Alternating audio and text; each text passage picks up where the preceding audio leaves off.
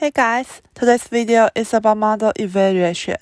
To recap, cross-validation is a resampling procedure used to assess how a model will generalize to the unseen dataset. In other words, it provides a more reliable way to evaluate a model's final performance. In the previous videos, we've talked about k-fold cross-validation and stratified k-fold cross-validation. Today we will focus on leaf P-out cross-validation. Leaf P-out CV is an exhaustive technique. In specific, P samples are used as testing sets, and the remaining samples are the training sets. This method is exhaustive because we have to iterate all the possibilities, which are the number of ways you can select P samples from n data points. Therefore, we have to perform the model evaluation many times and choose P specifically. It's fine if you don't know the concept of combination. The formula is essentially the factorial of n divided by the factorial of n minus p times the factorial of p. In fact, the factorial of n is just n times n minus 1 times n minus 2 all the way to 1. So the formula can be expanded to this. Now let's practice a little bit. Suppose our dataset has 4 samples and P is 2. The question is, how many times we have to repeat the validation process? Yes, you are right. N is 4 and P is 2. So the answer is 4 choose 2, which turns out to be 6. If you think about it, you'll find this number is incredibly high for such a small dataset. In the real world, you don't just have 4 data points. You may have 4,000 or 40,000 data points, and this n choose p will become really high and probably unacceptable. Back to the example, let's look at the graphical representation.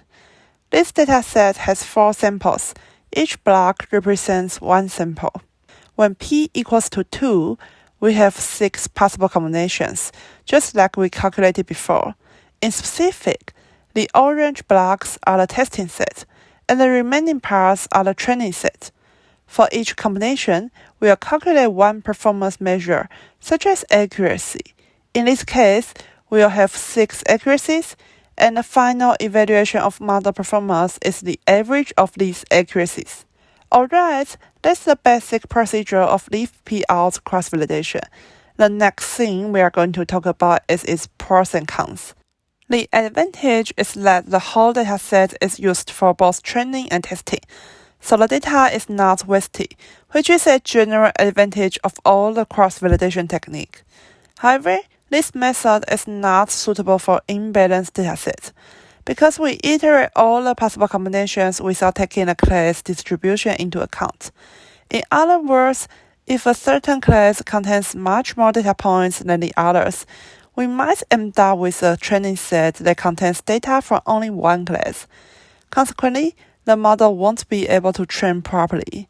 Moreover, leaf P-out is not suitable for time series data because samples are selected in a random order. That is, we don't preserve the ordering of the data, and as we talked before, this is a general weakness of most cross-validation methods. Last but not least, the most serious problem of leaf P-out is the high computation time. Because we have to iterate all the possibilities, we train and evaluate the model multiple times, and for a large dataset, the computer might be overloaded. Therefore, we only use this method when the dataset is small. For one, the computer won't be able to afford such complexity. For another, when we only have a few data points, we can't waste any of them. So the best way is to iterate all the possibilities. Okay, that's the basic idea of leaf P-out cross-validation. Thank you for watching my video and see you soon.